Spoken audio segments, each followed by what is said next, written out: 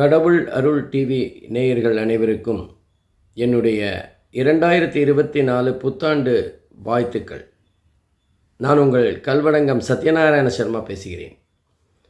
இந்த 2024 எப்படிப்பட்ட பலன்களை பொதுவாக நம்ம இந்தியாவுக்கு தரப்போகிறது, நம்மளுடைய 12 ராசிக்குமான பலன்கள் எப்படி இருக்க போகிறது அப்படிங்கிறத தான் இந்த பதிவில் பார்க்க போகிறோம். இந்த முறை 2024 புத்தாண்டானது 1/1/2024 இரவு 12 மணிக்கு பஞ்சமி திதியில் திங்கட்கிழமை அன்று மார்கழி மாதம் 16ஆம் தேதி கன்னியா லக்னம் சிம்ம ராசி மகம் நட்சத்திரத்தில் பிறக்கிறது. பொதுவாக மகத்தில் பிறந்தவங்க ஜகத்தை ஆளுவாங்கன்னு சொல்லுவாங்க. அப்போ இந்த வருஷம் 2024 கண்டிப்பாக ஜகத்தை ஆளத்தான் போயிடுது. இந்த 2024 மிக முக்கியமான ஒரு விஷயம் என்ன அப்படின்னு பார்க்கலாம். இப்போ 2019 2020ன்னா கொரோனா தான் மிக முக்கியமான ஒரு விஷயமாக இருந்தது. 2023 அப்படின்னா நம்ம கொரோனாலேருந்து மீண்டு வருகின்ற முயற்சி, நம்ம பட்ட கஷ்டங்களுக்கெல்லாம் ஒரு விமோசனம். இது 2023. இப்போ 2024 மிக முக்கியமான ஒரு விஷயம் என்ன அப்படின்னா மாற்றம். இந்த 2024 இந்தியாவை பொறுத்தவரை எல்லா விஷயங்களிலுமே மாற்றம், நல்லதாக இருக்கட்டும் கெட்டதாக இருக்கட்டும், எதுவானாலுமே மாற்றத்தை பெறப்போகிறது. மாற்றம் ஒன்று தான் மாறாததுன்னு சொல்லுவாங்க. அந்த வகையில் இந்த 2024 எல்லா துறைகளிலுமே எல்லா விஷயங்களிலுமே எல்லோருடைய மனதிலுமே மாற்றத்தை உருவாக்கப் போகிறது. ஏன் அப்படி, எதனால் அப்படி அப்படிங்கிறதுக்கு ஒரு காரணம் இருக்கணும்ல. பொதுவாக மகர ராசிங்கிறது இந்தியாவோட ராசி. அந்த மகர ராசியில் இது வரைக்கும் புளூட்டோ கிரகமும் சனி கிரகமும் சேர்ந்து சஞ்சாரம் செய்து கொண்டிருந்தது. திருக்கணிதப்படி ஜனவரி 17ஆம் தேதியும் வாக்கியப்படி டிசம்பர் 20ஆம் தேதியும் சனி பயிற்சி ஆகும்போது அந்த புளூட்டோ கிரகத்தை விட்டு சனி பகவான் விலகி கும்பராசிக்கு போகிறார். பொதுவாக சனி ஒரு ராசியில் 2.5 வருஷம் இருக்குன்னு சொல்லுவாங்க. அது மாதிரி புளூட்டோ கிரகம் ஒரு ராசியில் 30லேருந்து 35 வருஷம் இருக்கும். அப்போ அடுத்த சந்திப்பு சனிக்கும் புளூட்டோவுக்குமானது கும்பராசிலேயோ மீன ராசிலேயோ இருக்கக்கூடும்.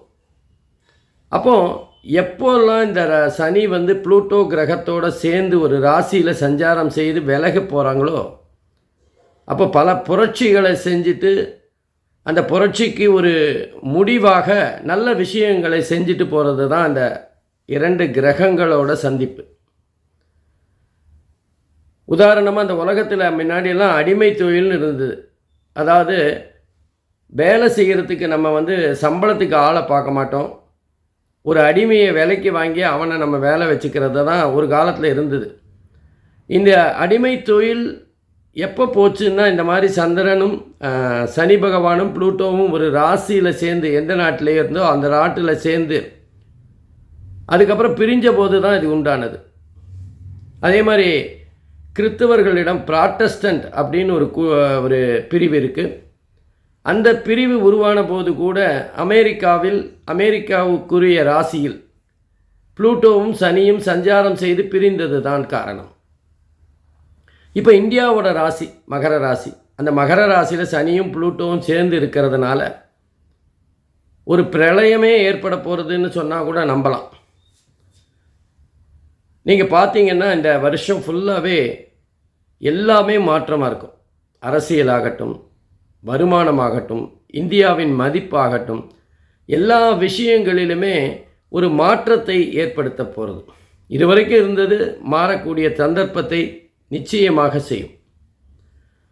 குறிப்பாக நம்ம கணினி சார்ந்த துறை அசுர வேகமாக மிக உன்னதமான நிலையை அடைய போகிறது.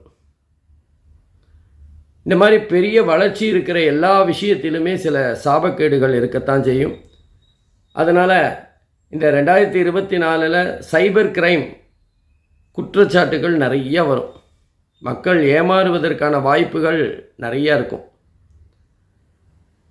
அதே மாதிரி விவசாயிகள் ரொம்ப அற்புதமான காலகட்டமாக இருக்கும்.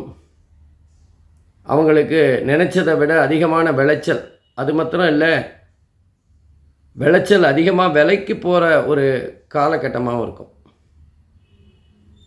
பொதுவாக மகர ராசிக்கு 2வது வீட்டுக்கு சனி பகவான் சஞ்சாரம் செய்ய போகிறார். 2வது வீடுங்கிறது நேத்திரஸ்தானம். அப்போது இந்தியாவில் ஏதாவது புதிய கண் நோய் ஒன்று உருவாகலாம். கண்ணில் எரிச்சல் அல்லது கண் சம்பந்தமான பிரச்சனைகள், இதை இந்தியாவில் நிறைய பேருக்கு வரக்கூடிய வாய்ப்புகள் இருக்குது. அதே மாதிரி கொரோனா மாதிரி ஒரு தொற்று நமக்கெல்லாம் வந்தாச்சு, குழந்தைகளுக்கும் வந்துட்டு போயிடுச்சு. இப்போ ஜீவராசிகளுக்கும், அதாவது கால்நடைகளுக்கு அந்த மாதிரியான ஒரு நோய் தாக்கக்கூடிய வாய்ப்புகள் 2024 இருக்குது. அதே மாதிரி விவசாயிகள் கூட அவங்களோட பயிர்களுக்கு இந்த மாதிரி ஏதாவது சின்ன நோய் அதற்காக புதிய கண்டுபிடிப்புகள், மருந்து கண்டுபிடிக்கிற ஒரு சூழ்நிலையும் ஏற்படும். அப்போது 2024 பொறுத்தவரை மருத்துவத்துறை மிக அற்புதமாக செயலாற்றப் போகிறது. உடனுக்குடன் நம்ம தேவையான மருந்துகளை தயாரிக்கின்ற ஒரு ஆராய்ச்சியாக மருத்துவத்துறை இருக்கப் போகிறது.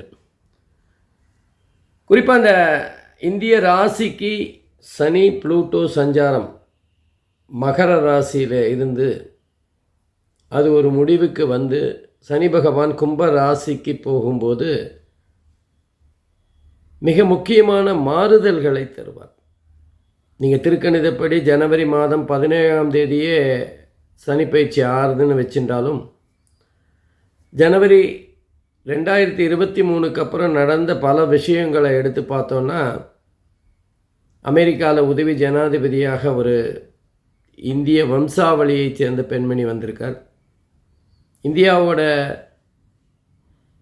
முதல் குடிமகன் என்று சொல்லப்படுகின்ற பிரசிடெண்ட்டாக ஒரு பெண்மணி வந்திருக்கிறார்.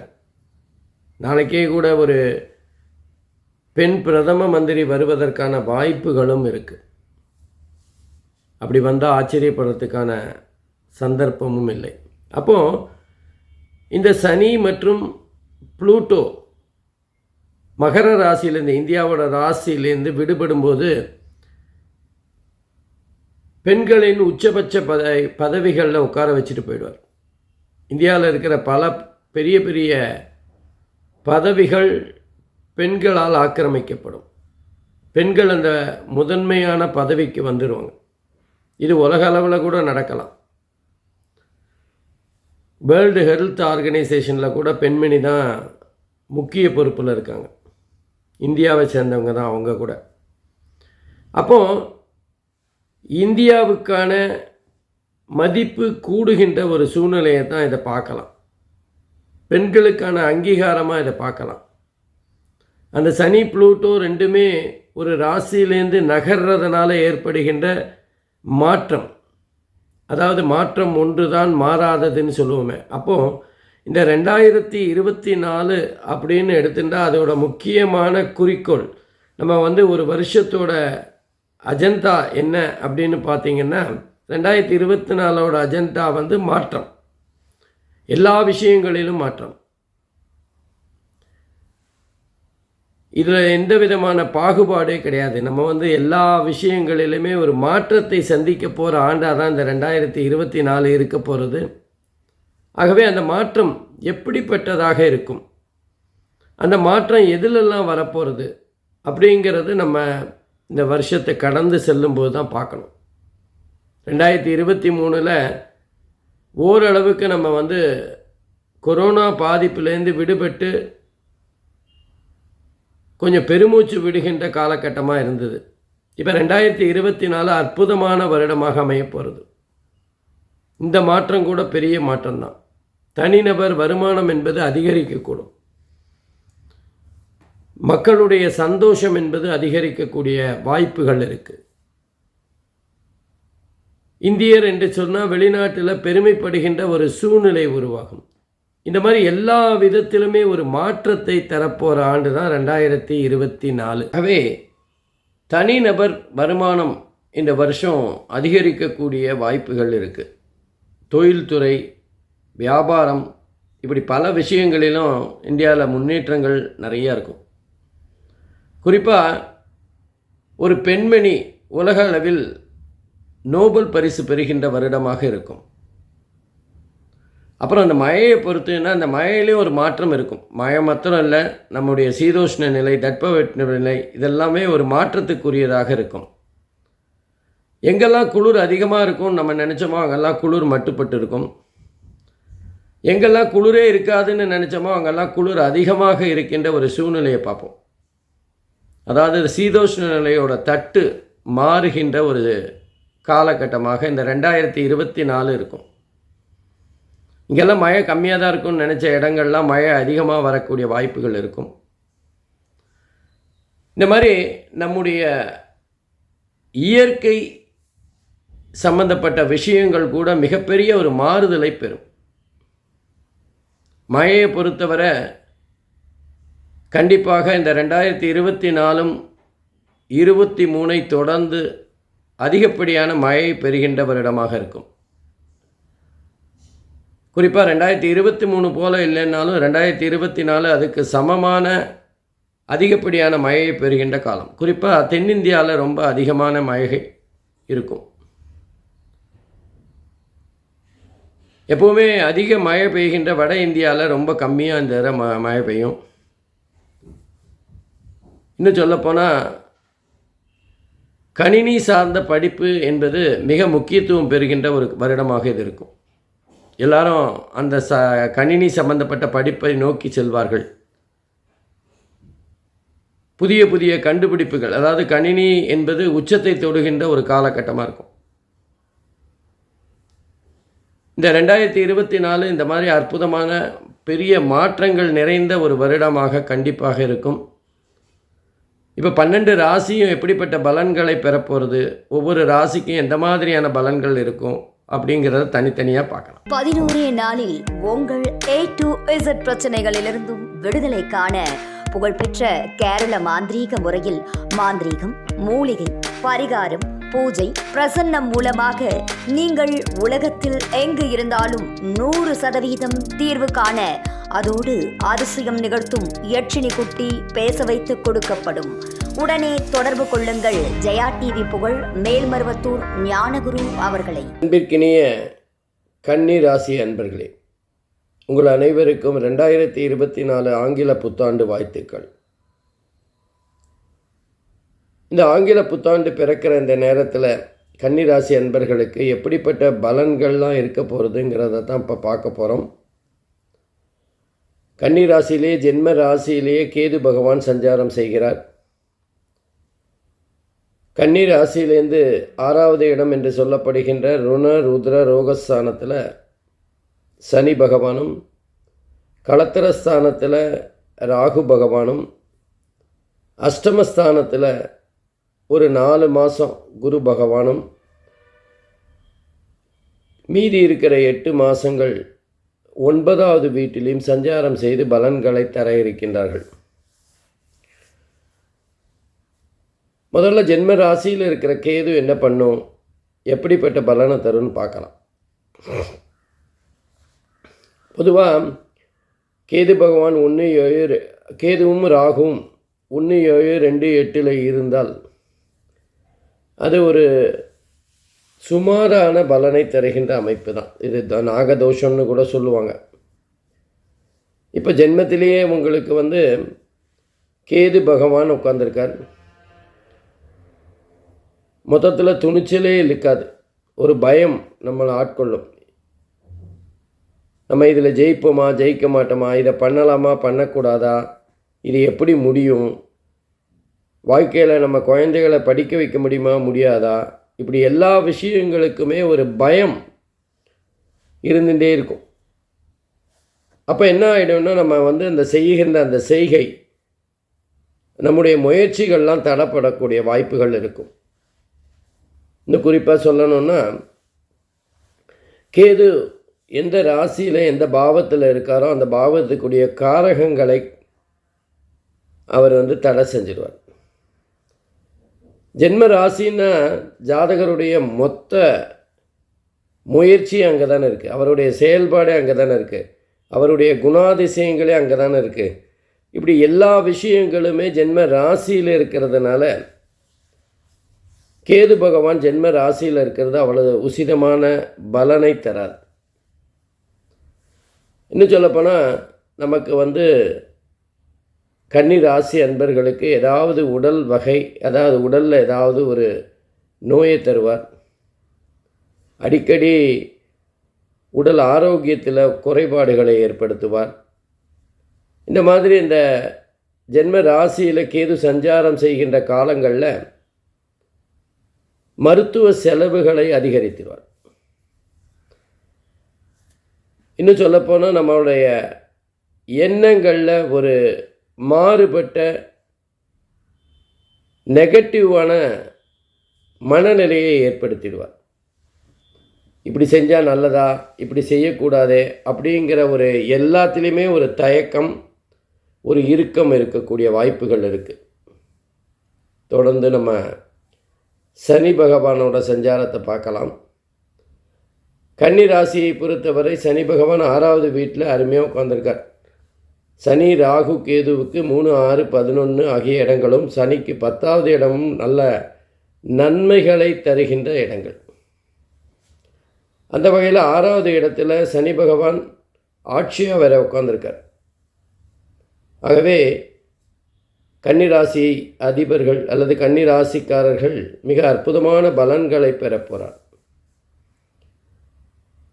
ருணருத்ர ரோகஸ்தானம் 6வது இடங்கிறது. அதனால் எதிரிகளை இனம் கண்டு அவர்களை வெற்றி பெறுகின்ற ஒரு தன்மையை ஏற்படுத்துவார். நம்ம வேலை செய்கிற இடத்துல நமக்கு பதவி உயர்வு கிடைக்கலைன்னா அதுக்கான காரணங்களை கண்டுபிடிச்சு அதை சரி செய்கின்ற முயற்சியை தருவார். அதே மாதிரி நம்ம உடல் ஆரோக்கிய குறைபாடுகள் இருந்ததுன்னா அதற்கான பயிற்சிகளை செஞ்சு அதுக்கான எதை தவிர்த்தா இந்த உடல் ஆரோக்கியம் சரியாகும் அப்படிங்கிறத முயற்சி செய்ய வைப்பார் அந்த சனி பகவான். நோய்க்கு காரகனே சனி பகவான் தானே. அதே மாதிரி நம்ம பல விதங்களில் பொருளாதாரத்தில் முன்னேற்றத்தை ஏற்படுத்துவார். நம்ம தொழில் செஞ்சுட்டுருக்கோன்னா அந்த தொழிலில் ஒரு மேன்மை இருக்கும், நம்ம செய்கின்ற தொழிலில் ஒரு லாபம் அதிகமாக இருக்கும், வருமானம் அதிகமாக பார்க்கக்கூடிய தன்மை இருக்கும். உடனே நம்ம கைக்கு பணம் வரலைனாலும் லாபமான தொழிலாக அது அமையும். வியாபாரம் செய்கிற இடத்துலையுமே நமக்கு திடீர்னு ஒரு அதிகப்படியான வியாபாரத்தை பார்க்கின்ற ஒரு தன்மை ஏற்படும். அது மாதிரி வேலை தேடிட்டு இருக்கிறவங்களுக்கு வேலை கிடைக்கும். அந்த வேலையும் நல்ல சந்தோஷமாக மன நிம்மதியுடன் இருக்கின்ற ஒரு வேலையாக இருக்கும். சில பேர் இருக்கிற வேலை ரொம்ப பிடிக்காமல் இருப்பாங்க, அவங்களுக்கு வேறு வேலை அமைகின்ற ஒரு தன்மை இருக்கும். மொத்தத்தில் இந்த 6வது இடத்துல சனி பகவான் மிக அற்புதமான பலன்களைத்தான் கன்னிராசி என்பவர்களுக்கு தரப்போகிறார். இன்னும் சொல்லப்போனால் 6வது வீடு அப்படிங்கிறதுனால 7க்கு 12வது வீடு அப்படிங்கிறதுனால சில பேருக்கு திருமண பாக்கியத்தை ஏற்படுத்தி தருவார். ஏன்னா சனியோட பார்வையும் அற்புதமாக இருக்குது. அதே நேரத்தில் 6வது வீட்டில் இருக்கிற அந்த சனி ஆட்சியாக வேற உட்கார்ந்துருக்கார், பலம் பொருந்திய சனியாக இருக்கிறார். அப்போ கன்னி ராசி பொறுத்தவரை மிக அற்புதமான பலன்களை அள்ளித்தரப்போகிறார் இந்த 6வது வீட்டில் இருக்கிற சனி பகவான். அடுத்தது கலத்தரஸ்தானம்னு சொல்கிற இடத்துல ராகு பகவான் உட்காந்துருக்கார். பொதுவாக கலத்தரஸ்தானத்தில் இந்த மாதிரி தீய கிரகங்கள், அசுப கிரகங்கள் இருந்தாலே குடும்பத்தில் சின்ன சின்ன சலசலப்புகள் இருக்கும், கணவன் மனைவிக்குள்ளே ஒரு அந்யோன்ய குறைபாடுகள் இருக்கும், ஏதாவது ஒரு வகையில் பிரச்சனைகள் வந்து போகும். இதுக்கெல்லாம் நம்ம ராகு பகவான் கலத்தரஸ்தானத்தில் இருக்கிறது ஒரு காரணம் என்றாலும் சனி பகவானும் 6வது வீட்டில் இருந்து அந்த மாதிரி குடும்பத்தில் லேசாக ஒரு கருத்து வேறுபாடுகளை ஏற்படுத்தத்தான் செய்வார். ராகு பகவான் 7வது வீட்டில் இருக்கிறதுனால பண வருமானம் அதிகரிக்கும், நம்ம தொழில் செய்கிற இடத்துல நம்முடைய கூட்டாளிகள் நமக்கு எதிராக செயல்படுகின்ற ஒரு தன்மையை பார்க்கலாம். கூட்டாளிகளோட ஒத்துழைப்பு என்பது கொஞ்சம் மட்டுப்பட்டு இருக்கும். நல்ல நல்ல விஷயங்களில் நம்ம வேகமாக செயல்படணும் அப்படின்னு நினைக்கும்போது அந்த அவருடைய செயல்பாடு நம்ம எதிர்பார்த்ததை விட மிக குறைந்ததாக இருக்கும். அதே மாதிரி ஊழியர்கள்லாம் வேலை பார்க்குற இடத்துல சில சச்சரவுகளை ஏற்படுத்துவார்கள். அவங்கள நம்பி எதுவும் பண்ண முடியாத ஒரு சூழ்நிலை இருக்கும். மொத்தத்தில் அந்த நம்ம சொந்த தொழில் செய்கின்ற இடத்தில் இருக்கிற அந்த சூழ்நிலையின் காரணமாக நம்ம அதிகப்படியான வேலை செய்கின்ற ஒரு சூழ்நிலை ஏற்படும்.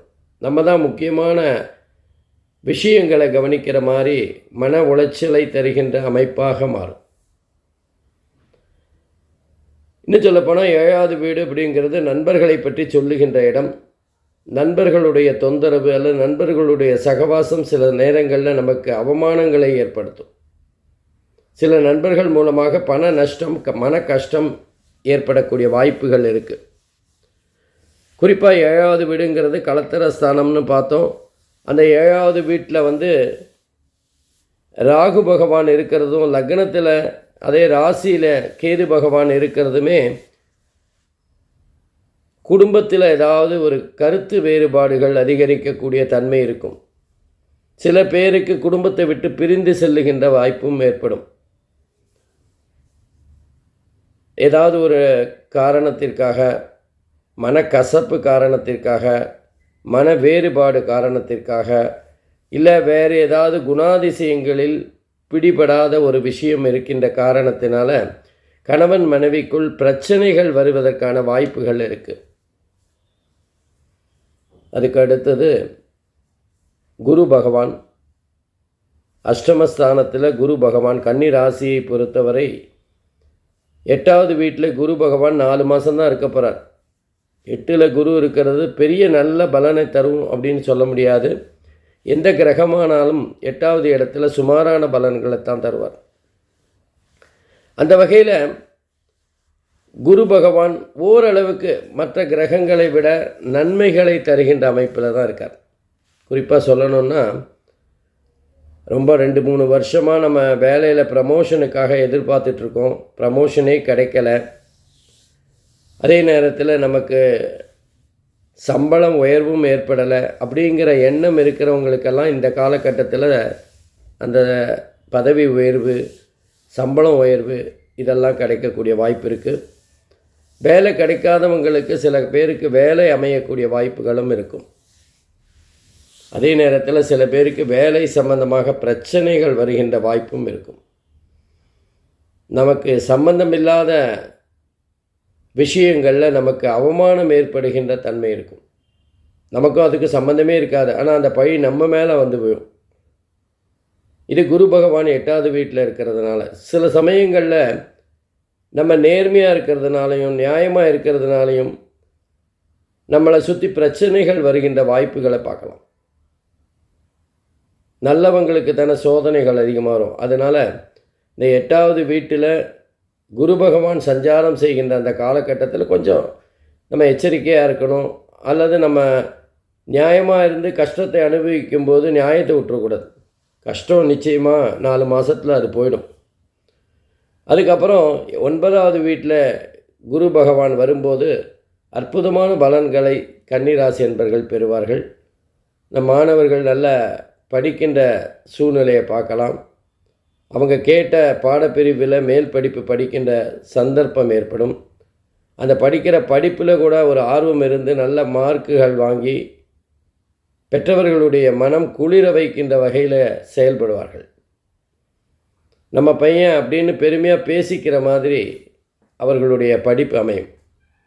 அதே நேரத்தில் 9வது வீட்டில் குரு பகவான் சஞ்சாரம் செய்கின்ற போது தந்தையாருடைய அனுசரணையான பார்வை கிடைக்கும். அவர் நமக்கு தேவைப்பட்ட விஷயங்கள் எல்லாம் பொருளுதவி, பண உதவி கூடமான இருந்து நமக்கு ஹெல்ப் பண்ணுறது, எல்லா விஷயங்களிலுமே தந்தையாருடைய பரிபூரண ஒத்துழைப்பு கிடைக்கும்.